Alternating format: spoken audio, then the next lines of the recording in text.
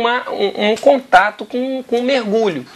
Então, a chefia também, a gente também articula esse tipo de coisa. Eu mesmo tenho equipamento de alpinismo, então eu levo para lá e mostro para eles. E mais o conhecimento que a gente vai adquirindo. Porque o importante frisar é isso. E os uniformes de vocês, como que vocês compram? Bom, os uniformes são individuais, né? Cada membro ele compra o seu uniforme. Normalmente tem a loja nacional, né? Porque nós somos interligados, não somos independentes, né? Existe a União dos Escoteiros do Brasil, que a sede é no Paraná, e existe dentro dessa União dos Escoteiros do Brasil a loja da Nacional. Então lá são confeccionados, são vendidos os uniformes. Então é individual, cada membro compra o seu uniforme. Então a não ser no caso das crianças tem que comprar o seu uniforme. Isso, a não ser no caso da crianças carentes. Aí o grupo, igual no nosso caso, o grupo arca com esse uniforme. A gente faz campanha. Tem a ajuda de entes. Tudo eu estou gostando de ouvir também. Aliás, estou gostando muito e quero saber mais sobre a disciplina. Mas antes a gente vai chamar o nosso intervalo, aquele momento especial dos nossos patrocinadores. Vamos para o primeiro intervalo, mas a gente volta já já, sabendo um pouco mais do movimento escotismo, o que fazem os escoteiros pelo mundo afora, aqui na região sul do estado do Espírito Santo e aqui em Cachoeiro. Bem, se você quer participar do programa, nosso telefone está na tela. Não perca tempo. Marque a sua presença, faça a sua pergunta. A hora é essa. Nosso telefone está na sua agenda. A agenda de casa, a agenda do coração, a agenda que está na bolsa, a agenda da cabeça. Vamos lá. É o 21016600. A gente volta já já. É rapidinho, rapidinho.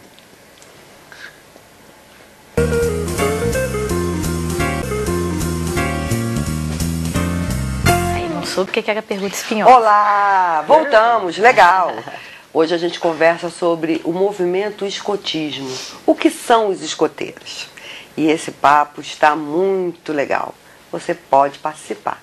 É só fazer a sua pergunta, é só fazer o seu questionamento, fazer a sua proposta. O entre elas é feito por você. Não se esqueça disso.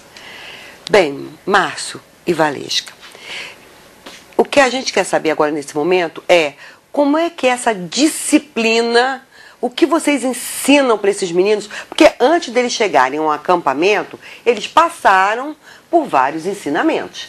Que ensinamentos são esses? E outra coisa, qual é a relação que tem com escoteiros e militarismo? Bem, no caso da disciplina e no caso do militarismo. Quem criou o escotismo, quem criou o movimento escoteiro, no caso, foi um militar, um general chamado Robert Stephenson Smith Baden-Powell, que ele, através do militarismo, da experiência que ele teve dentro do militarismo, ele resolveu fazer uma experiência com vários jovens. E com vários jovens que também, esses jovens foram voluntários, e ele aplicou técnicas militares a esses jovens. E ele viu que funcionava. E despertou interesse. E foi criando a fraternidade que hoje a gente conhece mundialmente como escotismo. Aí no caso, hoje, como a gente está no auge da democracia, a gente viu grandes transformações, o escotismo hoje tem as raízes militares, mas nós não somos militares, entendeu? Nós tomamos algumas vozes de comando, nós temos alguma formação que lembra o militarismo, mas nada em comum com o militarismo. Esse tipo de formação, esse tipo de voz de comando, comando de apito, é uma questão de organização nossa. Como que é essa voz? Explica. No caso, por exemplo, a gente dá 3 apitos. Pi, pi, pi. E faz esse gesto. Eles já sabem que é para formar em patrulhas. Então eles vão... grupos de jovens de até 6 membros. Porque aquele negócio, imagina administrar 30 jovens, 50 jovens... sem um determinado tipo de voz de comando. No meio da mata. Ou num acampamento que seja regional ou a nível de Brasil, que tem 500, 700 jovens, você lá dá 3 apitos e eles todos igual formiguinha se organizam e formam. Ou então um momento que é lindo. Pode estar todos eles no campo trabalhando. Antes de anoitecer tem que ser arriada o pavilhão nacional, a bandeira. Então... naquele momento que está em atividade, às vezes não são chamados os jovens, escolhe só alguns para poder fazer o arriamento. Quando dá o silvo no apito, né, que é quando a bandeira começa a descer, eles largam tudo que estão fazendo. Pode estar ali dobrando roupa, o outro cortando bambu para fazer alguma peoneiria, todos param, se dirigem, onde eles estiverem, viram em direção onde está a bandeira e fazem o sinal de cumprimento, de reverência à bandeira. E essa Nossa, que coisa bonita. E essa disciplina, que coisa bonita, gente. Essa disciplina, só para complementar, existe nessa disciplina, dessa forma, dessa formatura, deles se porem em patrulha, a questão de fazer o sinal, de prestar a devida saudação ao pavilhão, uma questão de respeito também à própria bandeira nacional. Questão de porque imagina então vários escoteiros fazendo, no caso, o hasteamento de uma bandeira e eles de qualquer jeito. Então existe essa disciplina aparentemente militar, mas não é, exclusivamente em respeito também ao pavilhão nacional, à bandeira do Brasil, que a gente... Isso é muito bonito, é o nosso maior símbolo. Com certeza. Exatamente. É muito bonito. E houve a pergunta, né, de como a preparação para o acampamento. Pois é, o que esses meninos aprendem lá? Realmente o que acontece? Tem os mais antigos que estão mais preparados, né? Então há todo um trabalho, uma aplicação de, por exemplo, como montar uma barraca, como preparar uma mochila, que não tem que levar a casa dentro da mochila, né? Acomodar as roupas separadamente, sacola. Há toda essa instrução para os meninos. E sempre com auxílios dos mais velhos, dos mais experientes. Então nós trabalhamos muito também com a liderança, estimulando os meninos mais velhos, mais experientes, a serem líderes, mas não é só receber o distintivo de líder. Eles têm que aplicar sempre naquela situação de ajudar o mais fraco, ou seja, ajudar o mais novo. Então eles também dão auxílios, dão uma explicação, complementam tudo que a gente passa. Como você leva os alimentos? Igual índio, assim, com aquela negócio? Olha só, complementando e respondendo a pergunta da senhora. No caso dos adestramentos, a gente já tem todo um cronograma. A gente passa instrução de bússola, orientação dentro da mata. Por exemplo, formigueiro, a terra de formigueiro, se a senhora passar terra de formigueiro na pele, aquilo é um repelente contra mosquito. São certos macetes, então, em atividades de todo sábado, dia a dia, é passado. Tem um momento de lazer, assim, de aplicação dos jogos e a de instrução. E a alimentação, o que a gente faz? A gente reúne a patrulha, eles mesmos se reúnem. Aí, no caso, como a gente trabalha o individualismo deles e também ao mesmo tempo a união deles, eles mesmos... É a comida mais fácil de fazer. Quando a gente está chegando, tem que montar o acampamento. E quando está saindo, tem que desmontar. Então não pode fazer um cardápio muito elaborado. Na verdade, salsicha é comida de acampamento. Agora, essa questão nós estamos falando dos meninos a partir de 12 anos. Porque os pequenos, né, o ramo lobinho, que é de 7 a 11 anos, aí já é um trabalho diferenciado. Aí já toda uma estrutura com apoio dos pais, que realmente aí tem uma cozinha, eles inclusive não podem mexer com fogo, não, então a alimentação é toda feita por adultos, é sempre o apoio dos pais que ficam na cozinha, para eles é diferenciado, a estrutura é diferenciada. Mas agora tem uma pergunta, eu acho esse lenço de vocês um pouquinho fantasiado, não sei se eu estou exagerando.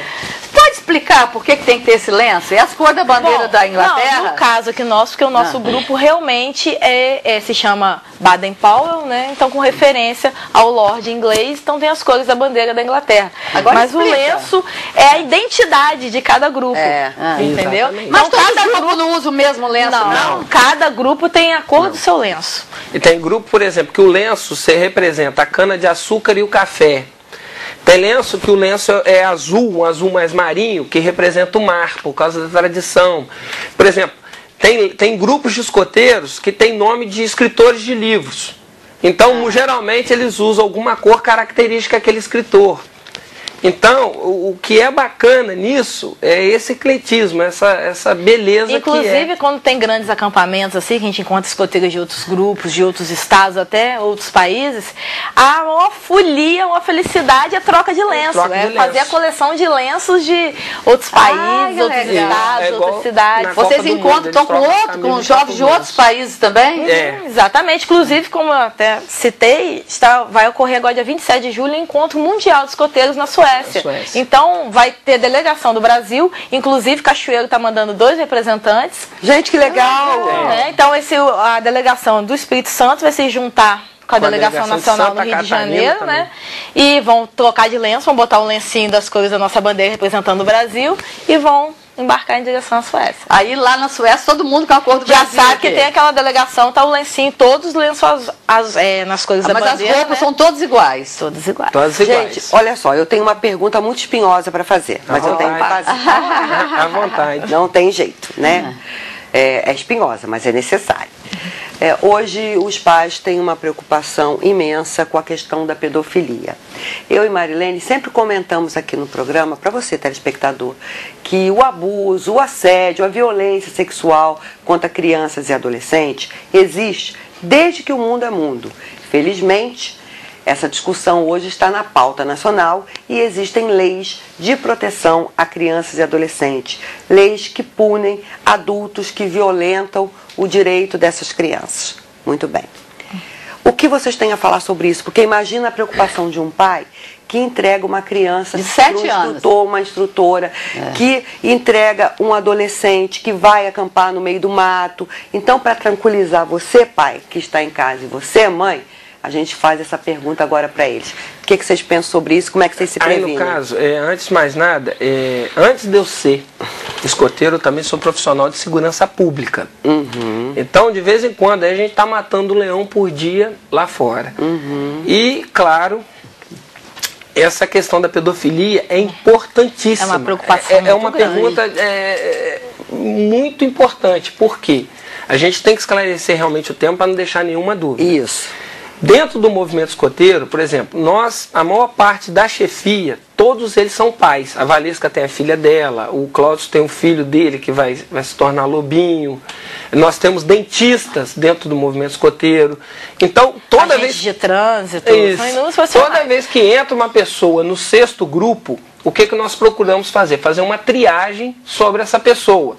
Se essa pessoa ela tem algum passado duvidoso. Por que essa triagem? Justamente porque é aquilo que eu sempre defendi.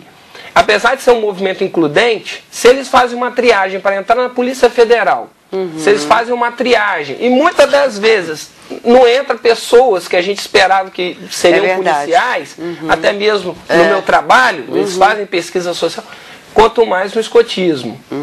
Então, o movimento escoteiro em relação a esse tipo de coisa... É muito rígido. É rígido. Se acontecer isso, essa pessoa, além de ser excluída do movimento, claro que ela também vai sofrer todas as sanções penais cabíveis. Existe um cuidado muito grande com isso. Pessoas se conhecem, nós temos casos de pessoas que se conheceram, que namoraram, que casaram.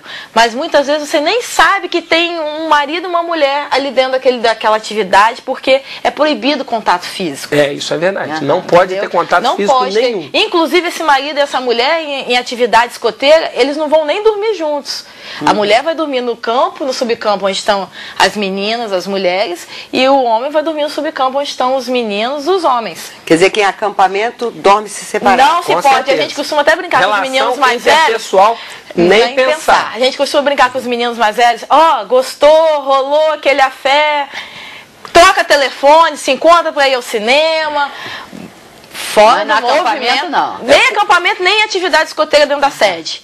Fora do movimento escoteiro. Porque existe então não fica ninguém abraçadinho se beijando, nada disso, existe uma coisa que vai... Inclusive em acampamento, há ronda noturna, tá? Isso. Os adultos, você não pensa os meninos, vamos esperar o chefe dormir, vamos lá.